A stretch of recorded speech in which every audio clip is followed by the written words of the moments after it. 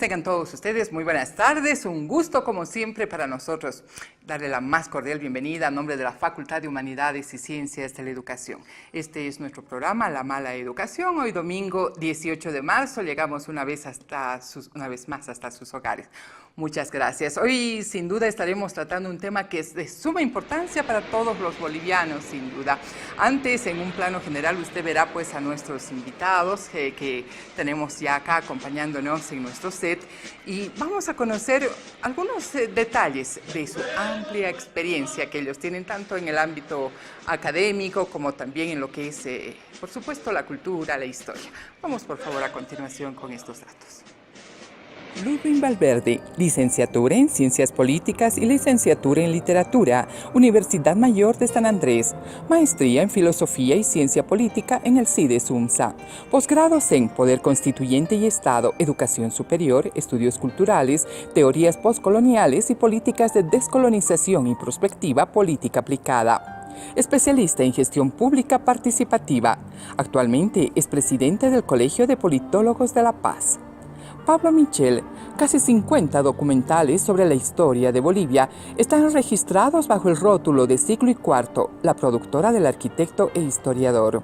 Michel ha escrito, producido y dirigido cada uno de esos audiovisuales que muestran la historia del país, su arte y pensamiento. Víctor Hugo Chávez, escritor, docente de la carrera de Derecho de la UMSA, analista político. El 20 de octubre de 2004, junto a su hermano Wilfredo Chávez, presentó una propuesta de demanda judicial contra Chile para recuperar el acceso soberano de Bolivia al mar. Bueno, luego de haber conocido ya estos datos, quiero reiterar la más cordial bienvenida a nuestros invitados. Muy buenas tardes, bienvenidos. Janina, tenerlos acá. Gracias por la invitación. Bueno, muchas gracias. Voy a empezar, por supuesto, consultando acá al invitado que tengo acá a mano izquierda. Hablamos de Víctor Hugo Chávez, para que nos cuente un poco acerca de lo que ya mencionábamos en esos datos biográficos. Respecto a que usted en el 2004... presenta junto a su hermano una propuesta, ¿no es cierto?, para que Bolivia pueda tener un acceso soberano al mar, una demanda jurídica, sin duda. Es por ello que quisiera que a continuación nos explique si esta demanda, este proyecto, esta propuesta, era similar a la que presentó el año 2003 el gobierno a nombre de todos los bolivianos allá en La Haya. Buenas tardes y gracias por la invitación, Janina. En realidad la propuesta ha sido presentada el 14 de febrero del año 2000. Lo que ha sucedido el 20 de octubre de 2004 es que hemos formalizado una propuesta de demanda ante la Haya porque era ese día el centenario del Tratado de 1904. Ese ha sido el motivo de que sea el 2004 la formalización en un libro azul. Y la propuesta es, sí, de acudir a la Haya, pero no solamente de pedir negociaciones, sino de pedir otros aspectos a favor de Bolivia, que omite el Tratado de 1904, y para ser concretos, el territorio de Antofagasta, de Mejillones, el mar territorial, las islas e islotes, la cuantificación, el agua del Silala y el agua del Lauca, estos últimos cuantificados. En eso versaba el fondo de la demanda que hemos presentado. Perfecto. También queremos recurrir un poco a lo que viene sucediendo en el contexto bilateral, Pablo, respecto a que se dijo, incluso en la Haya más bien, que el Tratado de 1904 en realidad no cerró. Tenemos todavía un tema pendiente con Chile. Recurriendo a los datos históricos, al contexto, bien lo decía, bilateral, ¿cómo ves este tema? Bueno, antes debo decir que mi especialidad, si vale el término, es más lo que es el efecto, el proceso y el efecto y las consecuencias de la Guerra del Pacífico. Sí. No así tanto, digamos, el tema jurídico que, por ejemplo, Víctor Hugo lo maneja muy bien y que a mí me consta son los pioneros, visionarios en este tema, cosa que hoy día, digamos, ya es una política de Estado esto, ¿no? Claro. En el tema, básicamente, del Tratado de 1904, yo he llegado a la conclusión, después de tantas reflexiones, que no existe, o sea, rompiendo lo que Chile tantas veces ha dicho, que el tema del Tratado de 1904 está zanjado, es un tema cerrado. Así es. Y si uno revisa los distintos tratados en la historia de la humanidad, ningún tratado es inamovible, es inmodificable. Solamente, y perdón la brusquedad de esto, pero solamente un tratado es inmodificable o irrevisable cuando aún uno de los estados no le da la gana de revisarlo. Y eso es lo que ha pasado con Chile. O sea, Chile hasta el día de hoy sigue mostrando, y hasta hace poco, en estas últimas horas que estamos a las vísperas ya de estos alegatos, seguimos viendo la beligerancia, seguimos viendo la dureza, ¿no? De ni siquiera, o sea, de hablar, de poder negociar de alguna forma, siendo que muchos segmentos políticos en la política actual chilena, por ejemplo, el partido del candidato Alejandro Guillier, hablaban, por ejemplo, de una compensación, ¿no? Metro dado, metro recibido. Ahora eso es pues muy prematuro todavía, ¿no? Porque eso yo creo que van a tener que pasar a la larga referéndums, y eso nos va a llevar unos muy buenos años, tal vez unos 20, 30 años, pero creo que vamos en buen camino, y la idea de todos, aquí no hay rivalidades políticas, aquí no hay rivalidades regionales ni de ningún tipo, aquí todos los bolivianos jalamos el carro para el mismo lado, y evidentemente todos queremos pues que todo este periplo de la demanda marítima en estas primeras fases llegue a buen puerto, ¿no? Sí, sin duda estamos todos los bolivianos pues con los ojos y con el corazón predispuesto a lo que vaya a suceder allá, ¿no? Empezando ya con esta última fase de lo que son los alegatos orales. ¿Qué se espera que pueda suceder el 19, luego el 26 de marzo, que sería ya la etapa final en la que Bolivia expondría los alegatos orales? Yo creo que hay tres elementos importantes a considerarse a partir de lo que vienen planteando Víctor Hugo y Pablo en este programa. Y creo que es importante soslayar el hecho de que este problema centenario, 139 años que estamos tratando de encontrarle alguna respuesta y solución a la temática, tiene que ver con un factor de unidad y cohesión nacional. Y en esa perspectiva me parece muy bien el hecho de que el gobierno haya encarado responsablemente la demanda marítima en esos términos y haya constituido un equipo técnico de muy buen nivel. Los alegatos los hemos escuchado hace un par de años y han sido alegatos realmente eminentemente sustantivos de una renovada jurisprudencia internacional en temas de tratamiento tan difíciles y complicados como es este. Entonces, el argumentar la posibilidad de encarar el tema y generar mecanismos modernos, contemporáneos, para una solución que no solamente le va a beneficiar a Bolivia, de hecho le va a beneficiar a Chile, porque no olvidemos, este es un problema que Chile no puede, del cual no puede absolverse, soslayarse, ni puede dejar pendiente ni de lado. Es un tema que también a la sociedad chilena y al pueblo chileno, al Estado chileno le interesa ser resuelto. En esa perspectiva me parece importante que este factor de cohesión nacional que tenemos hoy, la demanda pulcramente planteada en su primera etapa, que esperemos realmente el día de mañana, nos explayemos en argumentos diplomáticos altamente técnicos de acuerdo al derecho de gentes que estamos enarbolando y que estamos planteándole al mundo una solución a este centenario problema.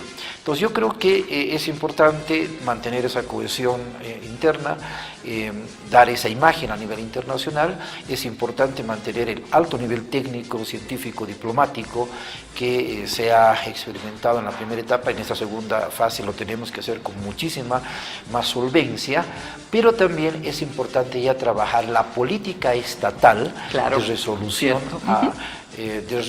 de este tema. No hemos abordado todavía con esas características esta temática, si bien la tenemos constitucionalizada y la tenemos como un mandato social y estatal todos los bolivianos, realmente no tenemos una política estatal que trabaje un espacio más allá de la Haya. Yo creo que es importante, a partir de lo que sucede este mes de marzo, ya ponernos a trabajar seriamente en los resultados post-Haya.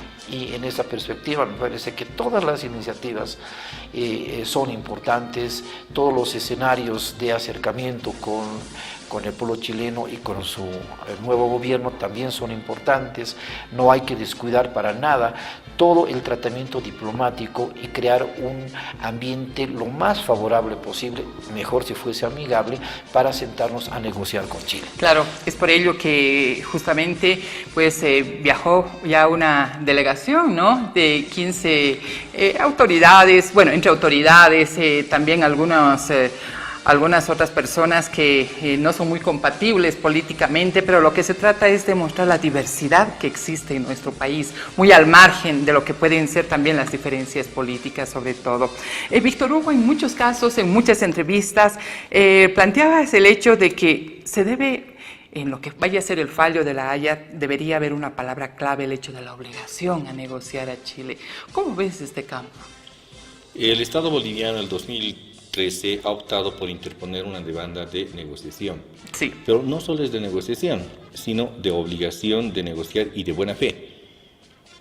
Quiero subrayar la palabra obligación, porque Bolivia ha recibido en el trayecto de la historia varios, llamémosle apoyos, en que se le recomienda, se le insta a las partes a negociar. Una clara resolución es la de 1979, acá en La Paz, de OEA. Pero cuando se recomienda o se insta no es el marco de exigibilidad que tiene una obligación. El Estado boliviano, el gobierno de Morales, se ha jugado por la vía de la negociación, porque esta demanda no es marítima, es una demanda de negociación. Y en consecuencia, si no obliga a Chile a negociar y de buena fe un acceso soberano al Pacífico, entonces no tendremos un buen resultado. Sería simplemente una demanda, una sentencia proclamativa, pero no obligatoria, es decir, no vincularía más que instar o recomendar a las partes. Lo que Bolivia quiere es que se le obligue a Chile a negociar en esta demanda. Claro. Y en nuestra propuesta reivindicar territorio marítimo. Claro, ahora qué difícil también para Bolivia, ¿qué estaría dispuesta a ceder? ¿No? Porque no va a ser tan simple el panorama sin duda, más aún cuando haya la predisposición de Chile para negociar. Si bien recordamos, fue Sebastián Piñera justamente ya en su primer mandato, ¿no?, unos meses antes, que reiteraba el hecho de que pues Chile no iba a ceder ni un centímetro cuadrado, ¿no es cierto?, de su territorio. ¿Qué estaríamos dispuestos a ceder? Hubo algunas propuestas del presidente Evo Morales, por ejemplo, el año 2013 en la reunión de la CELAC. Vamos a recordar, ¿les parece? Vamos. ¿Qué es lo que propuso? ¿Qué es lo que le respondió Sebastián Piñera cuando pues era parte de su primera gestión, el todavía ahí presidente de Chile? Suelto el tema del mar, ¿cómo compartir lo poco que tenemos en Bolivia? Tema del gas. He visto la preocupación de nuestras Fuerzas Armadas de Chile, proyecto de 2012 a 2024, que tuviéramos problemas en agua y energía, juntos como hermanos, países hermanos, vecinos, tenemos que resolver una solución con trabajo conjunto y no con violencia, ni amenazarnos. Mira, si resolvemos, si no es todos, algunos de sus familias, de nuestras familias en Chile, en vez de pagar $500 del gas domiciliario, pagarían por lo menos $250 por gas domiciliario. Queremos trabajar y eso, dar soluciones de esta naturaleza. Los temas de soberanía no se negocian, ¿cierto?, por intereses económicos. Los temas de soberanía son un tema para Chile y para la inmensa mayoría del mundo, algo muy sensible. Y usted habla de Cobija, Antofagasta. Le quiero decir lo que dije durante la campaña cuando era candidato y lo que le he dicho a usted tantas veces. Chile no está dispuesto a cortar o dividir su territorio. Y creo que a ningún país del mundo se le puede pedir una situación de esa naturaleza. Ahí estaban justamente las declaraciones tanto del presidente Evo Morales con Sebastián Piñera en su primera gestión. Pablo, a propósito, bueno, ya planteaba la interrogante, ¿no? Que estaría dispuesta Bolivia a ceder. Hablaba ahí el presidente, por ejemplo, del gas, y lo paradójico es que incluso cuando Gonzalo Sánchez de Lozada quiso exportar el gas por Chile, pues surgió la guerra del gas y le costó el puesto también, ¿no? Que tampoco es que quiso exportar, simplemente había una idea, ¿no? Exacto. Y lo que pasa, Janina, Víctor Hugo, Ludwig, es que nosotros tenemos que empezar como bolivianos y bueno, como seres humanos, de una vez por todas a usar el sentido común. Yo tal vez soy un poco más soñador y creo que en realidad a estas alturas con las políticas del siglo XXI en la cual nos encontramos, ya no se puede obligar, evidentemente desde un punto jurídico, sí hay una obligación o que se obligue a negociar, pero hoy no se puede obligar a ningún Estado a negociar, a no ser que haya un ejército que esté claro, en las puertas de un país, ¿no? O sea, de esa forma sí se obliga a negociar. Pero en este caso Bolivia no es un país guerrero, no para nada.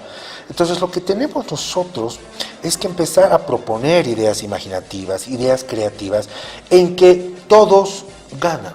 Nosotros tenemos los himnos y a mí, por ejemplo, me emociona desde la niñez, Tocopilla, Mejillones, Junto al Mar, todos los puertos, todas, que ya los hemos perdido y el momento que los bolivianos empecemos a asimilar que eso ya se ha perdido, porque ya hay un tratado de 1904, ahí te podremos, bueno, es doloroso, es duro para una sociedad, pero ya dejemos eso. Lo que estamos pidiendo es un puerto, una salida.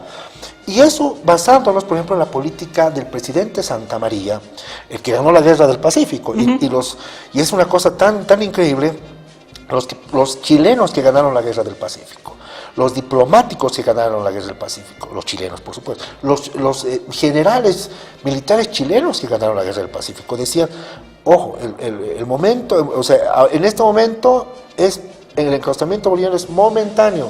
Luego inmediatamente terminan las hostilidades y termina inclusive la ocupación de Lima. Tenemos que a nuestros hermanos bolivianos, textual, darles una salida. Entonces uno se hace la pregunta, ¿qué pasó en tantas décadas en la política, en la moneda de Santiago, que se ha endurecido eso? A eso nosotros vamos a la serie de propuestas, de promesas, lo que ellos llaman los famosos derechos expectaticios. Creo que debemos ir con eso y en el sentido, nuevamente digo, que todos vamos a ganar. A Bolivia le interesa tener una salida. Sin duda. A Chile también, por supuesto, le interesa ya no ser pues visto como el chico malo del vecindario. Y bueno, resulta que las élites habían gobernado por más de 150 años Chile. Bueno, ahora hay una visión un poco más progresista. Entonces empecemos pues a hablar de patria grande y que no simplemente hacer un discurso, ¿no?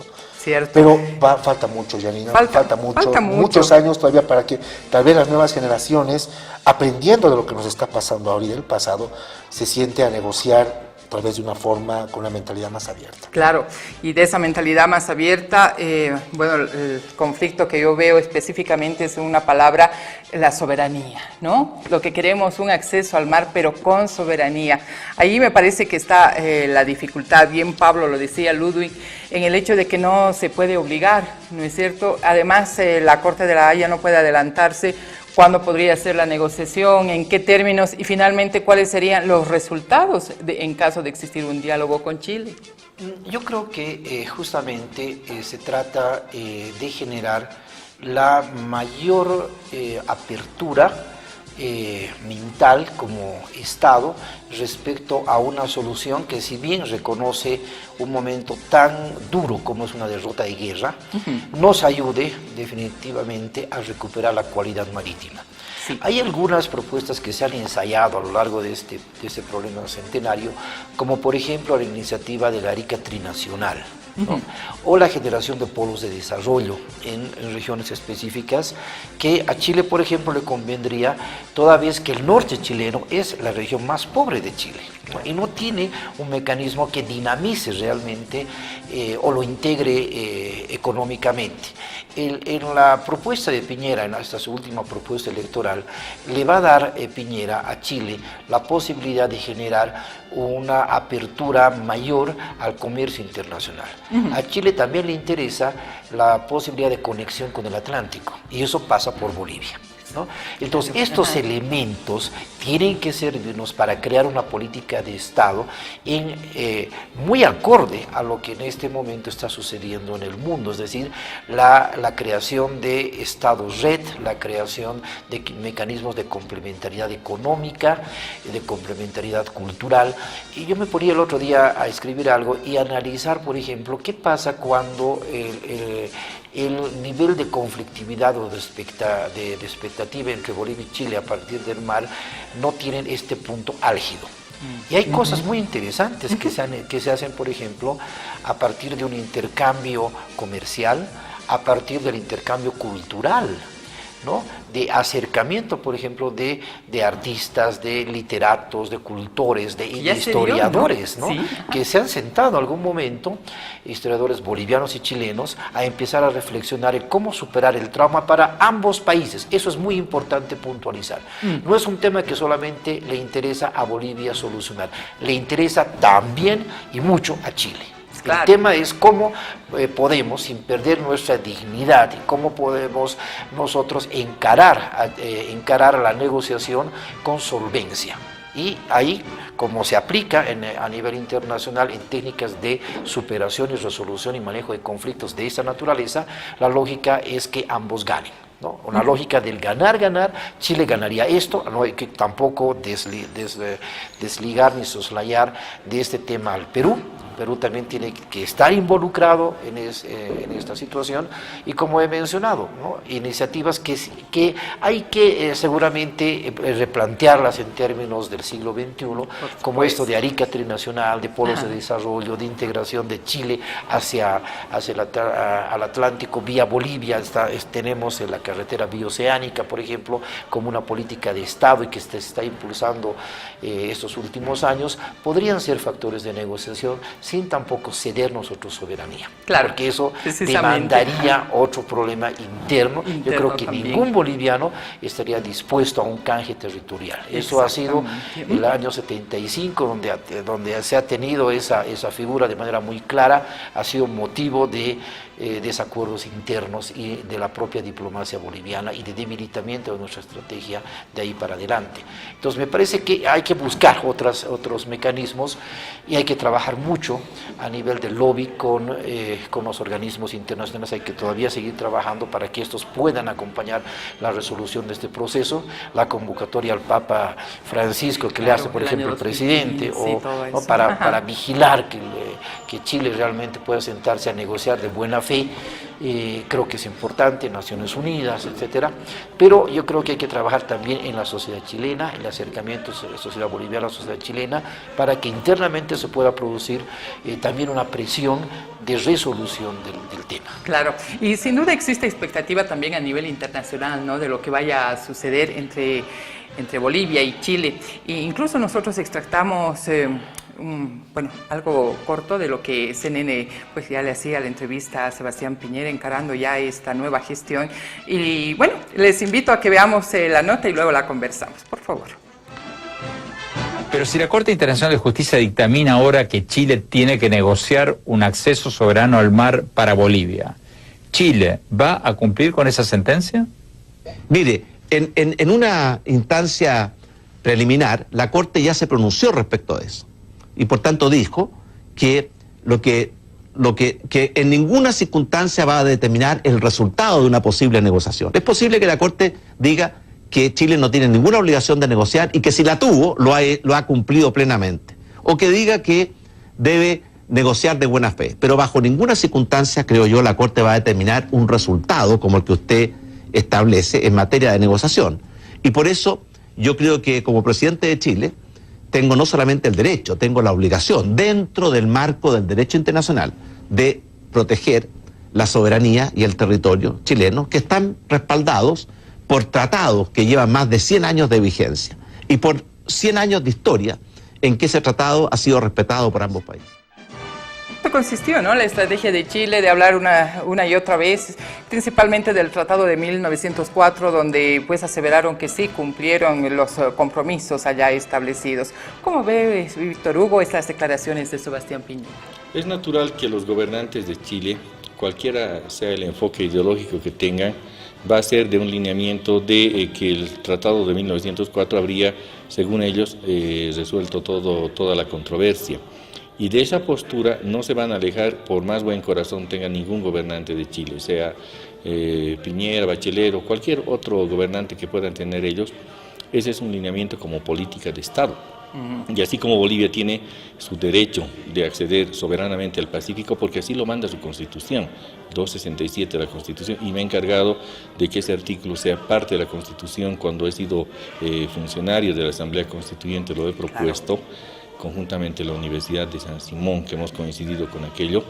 Pero yo creo que la propuesta de Chile va a ser siempre la misma, aún pierdan la obligación de negociar, igual van a seguir con el tema de que el tratado es intangible. Perfecto. También no podemos dejar de lado, dentro de la política interna, Pablo, el famoso banderazo. ¿Cómo viste tú esto de confeccionar una bandera de más de 70 kilómetros? En algún momento también se dijo que se pretendía batir un récord Guinness, ¿no es cierto? Pero no es también, no sé si... No podría decir jugar con los sentimientos, sino que hay una sensación de que algunas personas ya se manifestaban a través de las redes sociales, ya se dio el banderazo, ahora recuperaremos el mar. ¿Cuánta incidencia tuvo esto en el contexto internacional o ninguna? Tú nos dirás. Bueno, en el contexto internacional, por supuesto que no ha tenido ninguna incidencia, porque esto tenemos que hablar muy serios, ¿no? Todo lo que Bolivia ha estado realizando en los últimos 100 años, como decía Víctor Hugo, ya se han cumplido, en 2004 se han cumplido, sí, ya el centenario, estamos hablando ya, han pasado más de 100 años desde la pérdida, o sea, en papeles con el Tratado de 1904. Todo lo que Bolivia ha hecho ha sido para consumo interno. Y eso es algo que nosotros no nos estamos dando cuenta hasta ahora. A los bolivianos nos gusta mucho el folclore, nos gusta mucho los aditamentos, pero nos estamos olvidando de enfocar las cosas de fondo. Entonces, mucho folclore, mucho banderazo, bailes, marineritos por aquí, pero fuera de eso, o sea, simplemente la gente se entusiasma, pero también la gente se entusiasma o a la gente le gusta que le entusiasmen, también es cierto. Claro, sí, y si uno se da cuenta, si haces tú seguramente con tu equipo un sondeo en las calles, la gente no tiene idea de lo que está pasando realmente. Sí. O sea, estamos con la idea de chileno ladrón, devuélveme el mar, o sea, estamos con cosas tan infantiles, y es una vergüenza decir en pleno siglo XXI, estamos hablando de gente que ya ha estudiado, que inclusive son profesionales. Entonces, esto es terrible y esto es alarmante, Janina, porque no estamos madurando, no estamos viendo objetivamente, sobriamente este tema. O sea, Bolivia va a tener algún momento que sí negociar, y va a tener algún momento, nos guste o no, si quiere llegar a este tan ansiado objetivo de tener una salida al mar, va a tener pues que perder algo. De eso se trata la negociación. No podemos seguir con himnos recordando las tristes derrotas del pasado, que son tristes y dolorosas, pero debemos superarlas y seguir adelante. Esto no quiere decir que no renunciemos a una salida al mar. El profesor Ramiro Brotón decía en Madrid, yo lo escuché hace muchos años, existe solamente algo peor que no tener mar. ¿Qué es? Haberlo tenido y haberlo perdido. Sí. Y eso es, creo que no se da en otro fenómeno en la historia mundial de un país que haya nacido con una costa, que inclusive en la época de la colonia teníamos nuestra salida libre por Tacna y Arica. Y eso también muestra lo terrible que han sido las conformaciones de las repúblicas, y de repente resulta que los mapas coloniales eran más lógicos, tenían más sentido común que los mapas ya de las repúblicas que se han ido armando así de golpe, ¿no? Entonces, bueno, miremos hacia el futuro, lo que decía anteriormente en una entrevista, el pasado siempre, la historia nos va a dividir a los pueblos, pero el futuro nos une, y siempre el futuro es mejor. Despojémonos todos, y obviamente Chile, o sea, tenemos que vamos a negociar con Chile. Seguramente Chile va a tener sobre este tema en unos 20 años referéndums, y nosotros también seguramente vamos a tener referéndum. Muchos gobernantes, tanto chilenos del futuro, bolivianos, se van a jugar inclusive políticamente este tema. Es un tema tremendamente duro, tremendamente fuerte, tremendamente sensible, pero la idea es pues no llegar al bicentenario, al 2079, recordando los 200 años de la feria. Sí, Ojalá sí. que ya estemos con algo sólido, independientemente tengamos o no con soberanía. Yo en lo personal apuesto, yo quisiera morir de anciano viendo por lo menos algo trinacional, un enclave. Yo con eso como generación me sentiría que No, he ¿quién cumplido. no? Yo me imagino que todos y las siguientes generaciones coincidimos seguirán en viendo y ello. seguirán viendo, ¿no? Sí, por supuesto. Hablando del futuro al que hacías referencia, Pablo Ludwig, te consulto. Creo que sería bueno aclarar también de que definitivamente este fallo que estamos esperando luego de los alegatos últimos, ¿no? Orales, tanto por parte de Bolivia como de Chile, en realidad no nos devuelve el mar, ¿no? Hay mucha gente en la calle que dice, bueno, si la Corte de la Haya falla a nuestro favor, entonces nos van a devolver el mar. Puede tardar incluso 6 meses o un año, más o menos, en darse ya el veredicto final, el fallo pues a través de la Corte Internacional de Justicia de la Haya. ¿Cuánto tiempo puede demorar? Y en realidad, ¿qué estamos esperando? Bueno, en realidad en términos de institución, en septiembre tendríamos que escuchar a los bolivianos el fallo de la Corte Internacional de Justicia, ¿no? Que esperamos todos sea una oportunidad para sentarnos con Chile a negociar.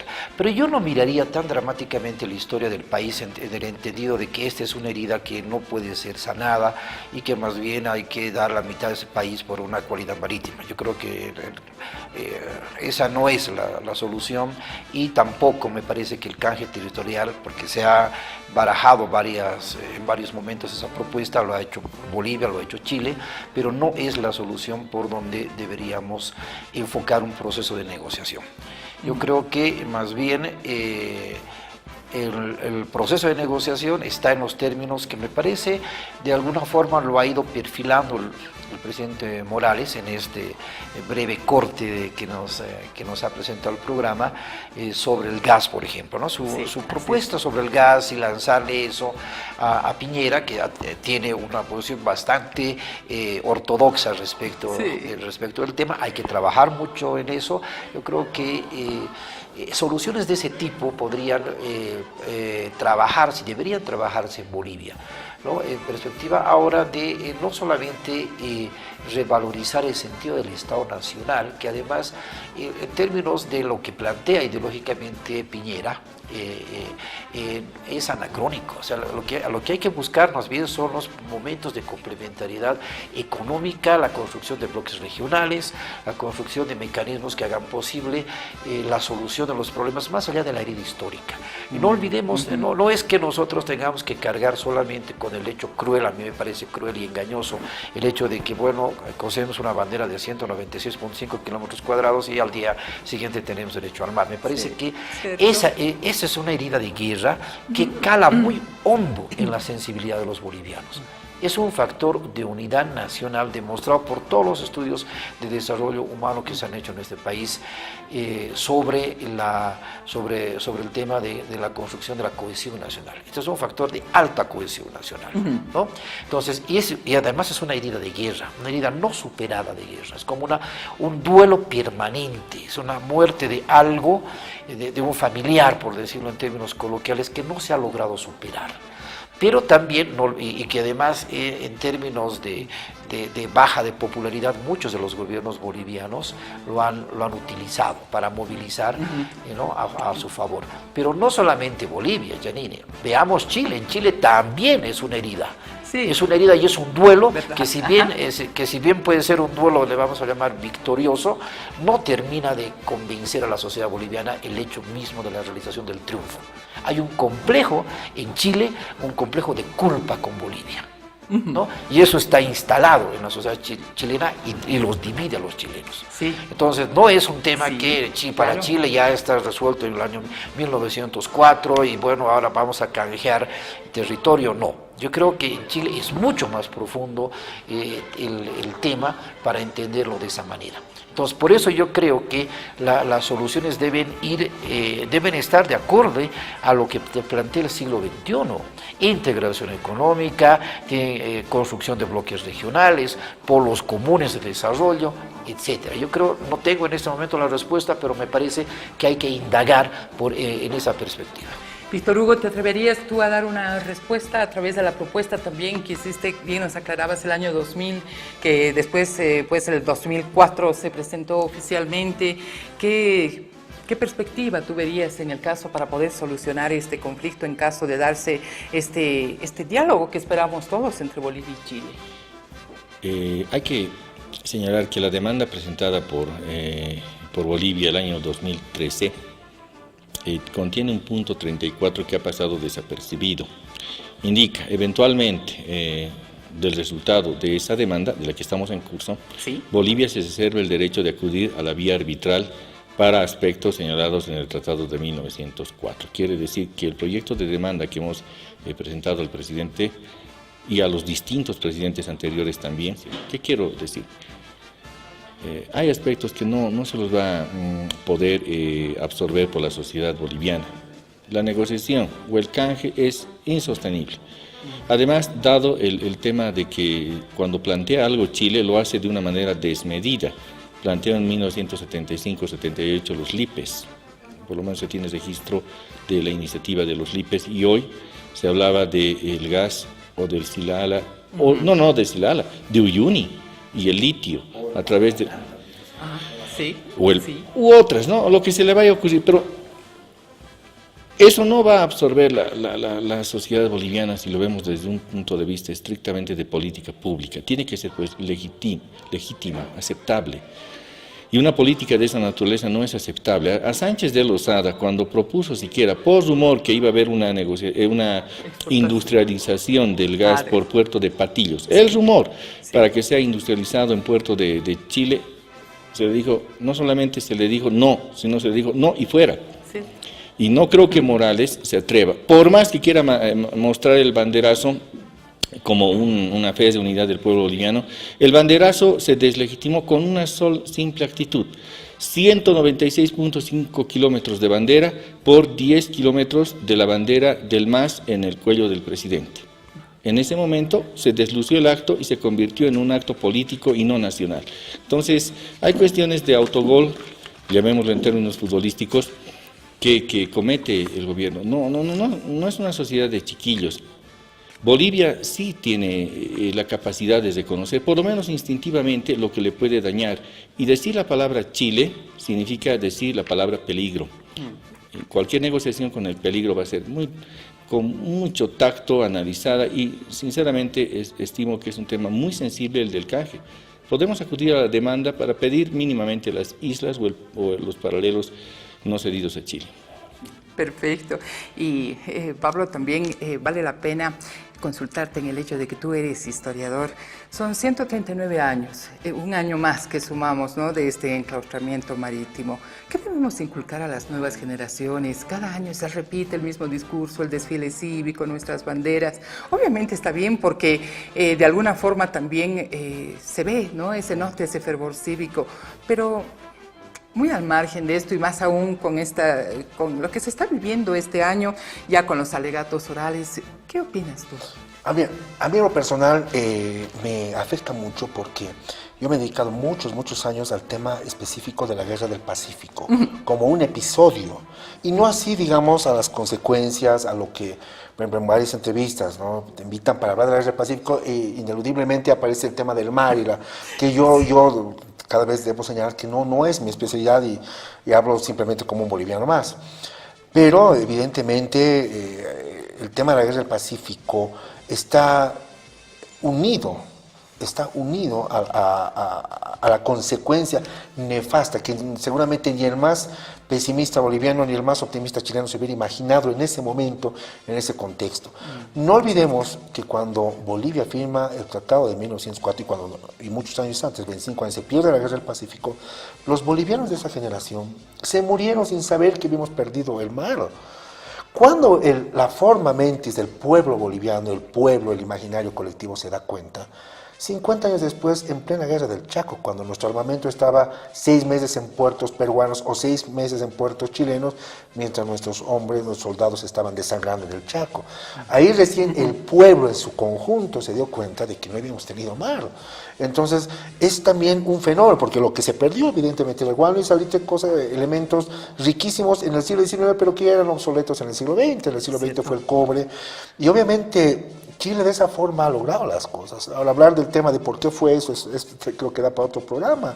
Yo cada vez estoy más con la idea de que en realidad Bolivia fue la víctima trágica de una guerra que en realidad Chile ni siquiera la tenía planteada a Bolivia, sino la tenía planteada al Perú. Por eso en 2 oportunidades, el 79, le pide a las bases chilenas a Daza que abandone y se una con Chile a Bolivia, y el 80 la misma propuesta a Narciso Campero, y Narciso Campero igual de la misma forma, aunque tenía otra visión política diferente a Daza, dice no. Entonces resulta que a la larga Chile y Perú han solucionado sus temas. Sí. Resulta que nosotros, esa astilla que está metida ahí, que ya han pasado más de 100 años, que es algo que no está reflejado. Me preguntabas, y con esto concluyo, si está bien celebrar o recordar, mejor cada dicho. 23 de marzo. Yo muchas veces me he hecho esa pregunta y creo a estas alturas del tiempo que sí está bien, pero con la carga emocional que corresponde a este hecho. Fue una guerra, rescatar a los prohombres, a Baroa, los bolivianos que nos encanta enlodar hasta nuestros héroes. En algún momento había ambiciones de que Baroa era un oligarca que solo defendía una de las más grandes canalladas, porque cada vez aparecen más estudios sobre la figura emblemática de Baroa. Y a mí personalmente yo me quedo con el Baroa, no el Baroa del carajazo, sino me quedo con el Baroa que dice esto es Bolivia, yo soy boliviano y aquí me quedo. Esa palabra, esa frase me parece más grande, más espiritual que el propio carajazo. Ajá. Y creo que los bolivianos debemos recordar con sobriedad cada 23 de marzo, eso es lo que no quisiera Chile que nos olvidemos, es como una madre que va con el hijo, y con esto termino, es como la madre que va con el hijo al mercado, un chico de 4 o 5 años, y se le pierde el hijo, y resulta que el hijo no lo ha vuelto a ver 20, 30 años más, 40 años ya es grande. Eso no quiere decir que la madre no va a estar permanentemente pensando en su hijo. Y eso es lo que pasa en nuestro tema espiritual con nosotros, los bolivianos. Cada 23 de marzo perdemos el mar, o sea, no, recordamos a los seres que se ofrendaron por Bolivia, y así debemos hacer una promesa irrenunciable de volver por lo menos a tener una salida al mar. Coincidimos plenamente. Quiero agradecerles, muchas gracias Ludwig, Víctor Hugo, Pablo, por haber estado presentes esta tarde, ya noche prácticamente, y por haber sido tan claros y tan explícitos en qué esperamos a partir de mañana, una semana que nos va a tener en expectativa a todos los bolivianos.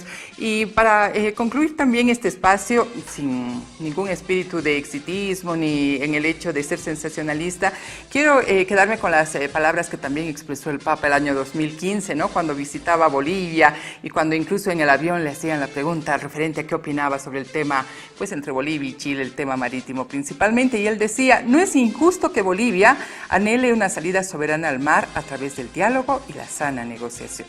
Esto lo dijo el 8 de julio del año 2015.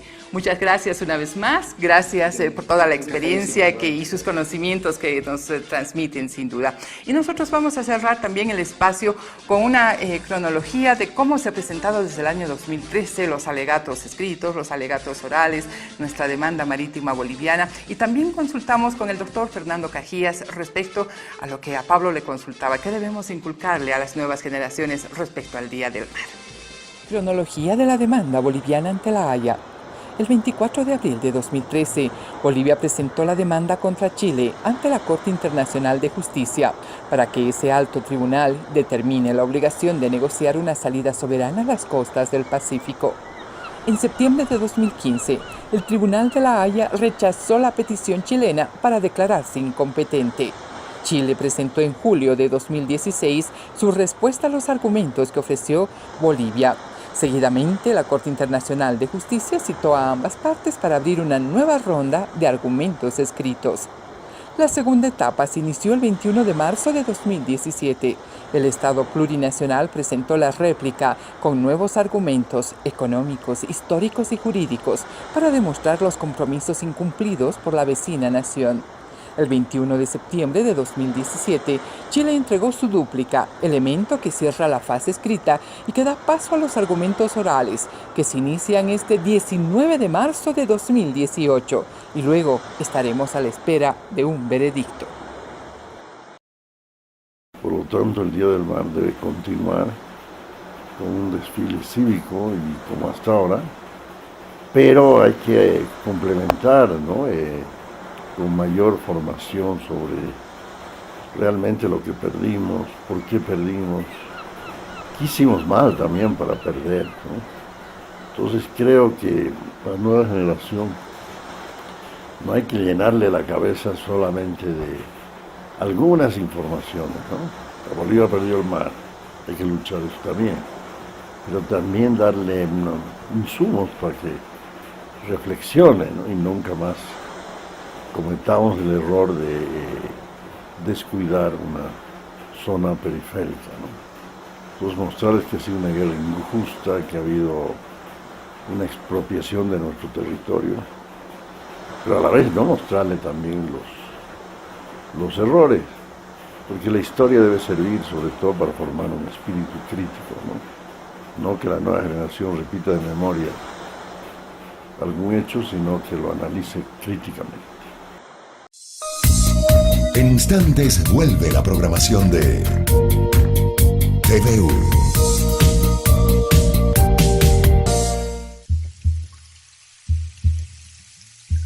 ¿Qué es humanización de la salud?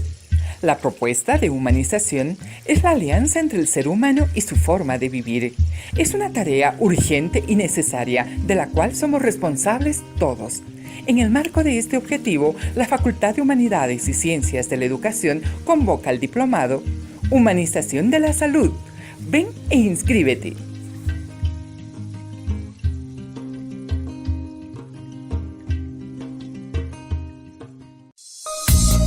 Continúa con la programación de TVU.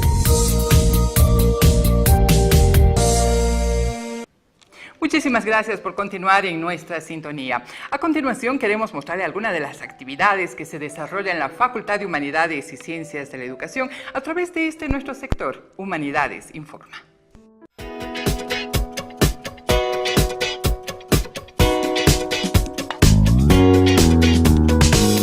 He venido a Bolivia después de 26 años, que fue la primera vez que llegué en el año 91.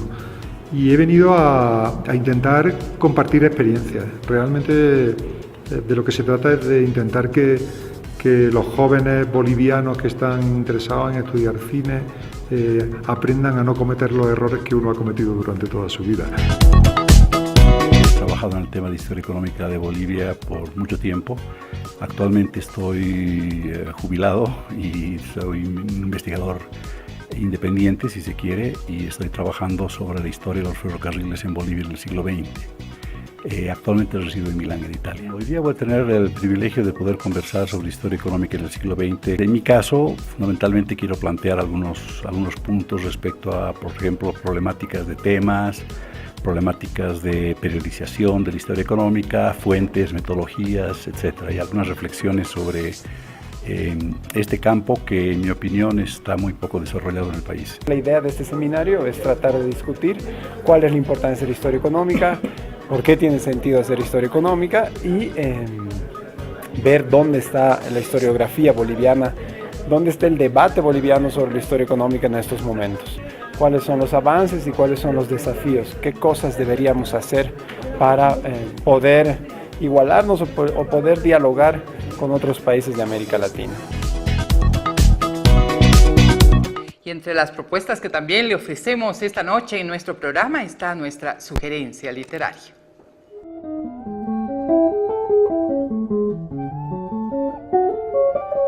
Como yo en mi vida profesional he estado muy cercano a la vida de los mineros y a los ritos que ellos tienen, es que he podido fabricar una hipótesis sobre el Carnaval de Oruro, sobre el origen del Carnaval de Oruro, y sobre el cual he llevado, como era una hipótesis, no era una historia ni antropológica ni histórica, así que lo he llevado en forma de cuento literario. Se van a enterar indudablemente de algunos aspectos muy interesantes de la posible historia de este magnífico acto o espectáculo declarado Patrimonio Cultural Intangible de la Humanidad.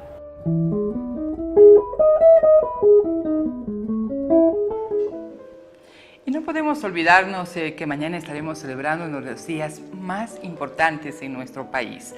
Hablamos del Día del Padre. Nosotros, a través de un sondeo de opinión que lo hicimos con jóvenes, con personas adultas, adultas mayores, es más bien que queremos rendirle homenaje a estas personas que tanto queremos y que son la base fundamental de nuestra familia. Estás conmigo desde antes de verme nacer. Nunca me he enseñado bicicleta. A manejar auto. Sí. No pises eso. Méteme más el embriague. Pon bien la caja. No hagas eso. Eran más gritos. Pero al final aprendí. A pesar de todos los golpes que ha recibido de la vida, él sigue de pie y no pierde la esperanza y sigue hacia adelante sin importar nada. Hice cosas malas. La forma en que buscó palabras apropiadas para hacerme dar cuenta de mi error. O sea, no te dice nada, él puede estar pasando mil penurias y tú ni siquiera lo sospechas. Y eso es porque me quiere o nos quiere a la familia y no nos quiere saber lo que pasa.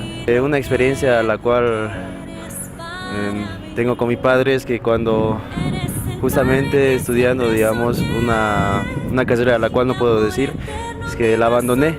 Y aún así, pese a las adversidades, todo eso, él siempre ha estado apoyándome, ¿no? Y hoy en día estoy tratando igual de demostrar ese sacrificio, o sea, de cumplirle, ¿no? Con lo que me ha apoyado, todo eso. El hecho de irme a tomar helados en el parque con él, una experiencia muy agradable, cosa que hoy en día está fuera de lugar. Siempre trabajó por sus hijos, siempre él dio todo por ellos y hasta ahora seguimos adelante y nos sigue sacando adelante, a pesar de que siempre le hacemos renegar y todas esas cosas. Creo que mi papá, a pesar de que mi mamá ya se fue, igual él siempre ha estado ahí para apoyarnos y sacarnos sobre todo adelante y hacernos felices sobre todo. Con mi papá creo que sería cuando me enseñó a nadar. Cuando era pequeña no tenía mucho contacto con él, pero él hacía todo lo posible por tratar de estar conmigo. Y recuerdo que hizo todo lo posible para que yo aprenda a nadar. Aunque aún no sé muy bien por qué nos volvimos a alejar y problemas familiares, ¿no? Él tiene tantos problemas en la mente, pero trata siempre de seguir por sus hijos, por mis hermanos, por mí. Puede que haya cometido errores en su pasado, pero siempre trata de luchar y dar todo lo mejor de sí mismo. La que más recuerdo es cuando me llevaba de chiquita a los partidos, a los clásicos, a apoyar a nuestro amado equipo Bolívar, y hasta el día de hoy amo a nuestro equipo y soy fanática. Lo admiro por muchas cosas, es una persona muy valiente, es un hombre muy valiente, muy fuerte. Me ha ayudado y siempre me ha enseñado a salir adelante en las adversidades. Mi padre siempre ha sido un hombre muy trabajador, ha demostrado que no importa estar enfermo, no importa que el día esté nublado, no importa que no haya fuerzas, que lo más importante para tener a tu familia a flote es el trabajo. Eres el padre que siempre soñé, mi amor eterno, mi razón de ser, mi dulce compañía. En cada uno de mis días, eres el padre que siempre soñé.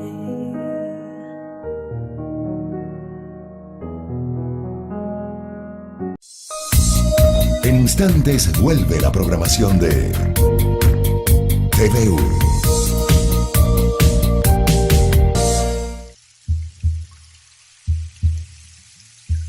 ¿Qué es humanización de la salud? La propuesta de humanización es la alianza entre el ser humano y su forma de vivir. Es una tarea urgente y necesaria de la cual somos responsables todos. En el marco de este objetivo, la Facultad de Humanidades y Ciencias de la Educación convoca al diplomado Humanización de la Salud. Ven e inscríbete.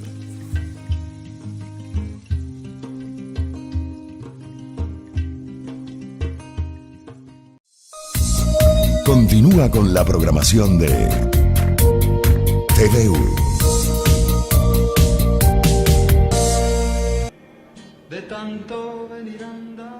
Y bien, con esta música de fondo también que hace homenaje a ese ser tan querido en nuestra familia, a nuestro padre, solamente nos resta desearle un feliz 19 de marzo, rodeado de todas las personas que ese ser tanto ama. Muchas gracias a usted por habernos acompañado. No se olvide que a través de Facebook nos encuentra, a través de WhatsApp, ahí al pie de pantalla saldrán nuestras líneas telefónicas, nuestra dirección en Facebook. Y si usted quiere repetir y volver a ver el programa, lo puede hacer a través de nuestro canal de YouTube. Muchas gracias una vez más y gracias a Forja y Decora Tus Espacios por esta escenografía que domingo a domingo lucimos acá en el programa. Muchas gracias también a Televisión Universitaria. Nosotros nos despedimos y lo invitamos a que el próximo domingo, a partir de las 18:30 nos reencontremos. Muchas gracias, buenas noches, permiso.